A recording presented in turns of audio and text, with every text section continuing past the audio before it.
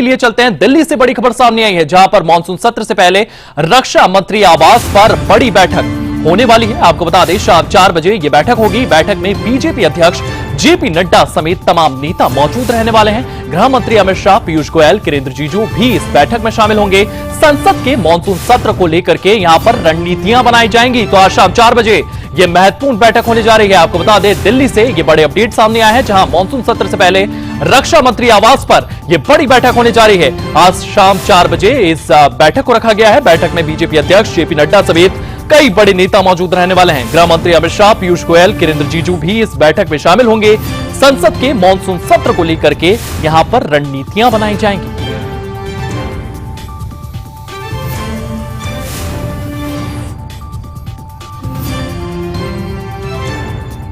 और इसी खबर को लेकर के हमारे सहयोगी विनय हमारे साथ मौजूद है। विनय, ये महत्वपूर्ण बैठक 4 बजे होने जा रही है। इस बैठक में क्या कुछ चीजें जो है वो सामने आ सकती है? संसद का मानसून सत्र आने वाला है, उसको लेकर के इस बैठक के दौरान चर्चा हो सकती है विनय?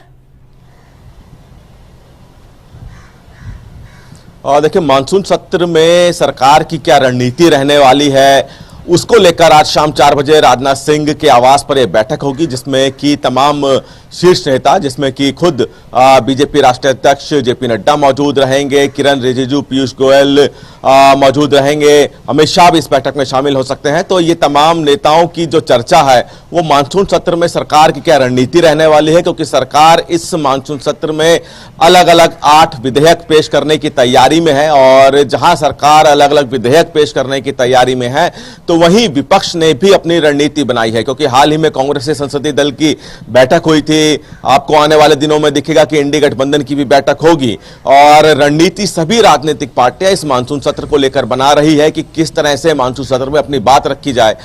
सरकार की कोशिश जहां इन 8 के 8 विधेयक पास कराने की होगी, तो वहीं विपक्ष की जो कोशिश है अपनी बातों को लेकर हंगामा और सरकार से जवाबदेही की होगी। तो इसी को लेकर रणनीति अब जो शाम को 4 बजे बैठक है रक्षा मंत्री राजनाथ सिंह के आवास पर, तो उसमें बीजेपी यानी कि सरकार की रणनीति किस तरह से सदन की कार्रवाई चलानी है, विपक्ष के जो सवाल हैं उनको क्या जवाब देना है, क्योंकि विपक्ष की तरफ से लगातार ऑपरेशन सिंदूर को लेकर विस्तृत जानकारी पटल पर रखने की मांग की जा रही है। तो ये भी ध्यान में रखा जाएगा शाम को होने वाली बैठक में कि किस किन मांगों को लेकर विपक्ष हंगामा कर सकता है। ऑपरेशन सिंदूर को लेकर जो विपक्ष सरकार से पटल पर विस्तार से चर्चा की बात कर रहा है, तो उसको लेकर किस तरह की रणनीति बनानी है। तो तमाम विपक्ष के पहलुओं को देखते हुए इस शाम की बैठक में रणनीति बनाई जाएगी और गहन चर्चा की जाएगी।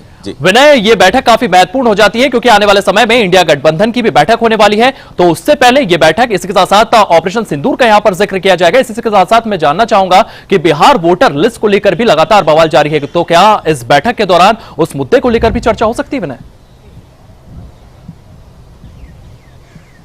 देखिए, चूंकि मानसून सत्र की 21 जुलाई से शुरुआत हो रही है और उसमें जो भी मुद्दे, चूंकि फिलहाल इसमें कोई दो राय नहीं है कि जब मानसून सत्र शुरू होगा तो बिहार में जो मतदाताओं का वोटर लिस्ट को लेकर जो चुनाव आयोग की तरफ से कार्यक्रम चलाया गया है, उसको लेकर लगातार विपक्षी पार्टियां हंगामा कर रही हैं। सदन में जब सदन की सत्र की कार्रवाई शुरू होगी तो उसमें भी बिहार वोटर का जो मामला है विपक्ष की तरफ से उठाया जाएगा। तो इसलिए उस तमाम रणनीतियां जिनको लेकर विपक्ष हंगामा करने की तैयारी में है, विपक्ष की तरफ से जवाब मांगने की तैयारी में है, चाहे वो बिहार वोटर्स का मामला हो, चाहे ऑपरेशन सिंदूर से जुड़ा मामला हो या फिर कोई अन्य मुद्दा हो, उन तमाम मुद्दों को देखते हुए रणनीति आज शाम की होने वाली इस बैठक में बनाई जाएगी कि किस तरह से विपक्ष को उनके सवालों के जवाब देने हैं। और अगर विपक्ष अलग अलग मुद्दों पर हंगामा करता है तो उस समय किस तरह से सरकार को अपने विधेयकों को पास कराना है, ये भी तमाम चर्चा इस बैठक में होने वाली है। जी विनय, आप हमारे साथ बने रहिए।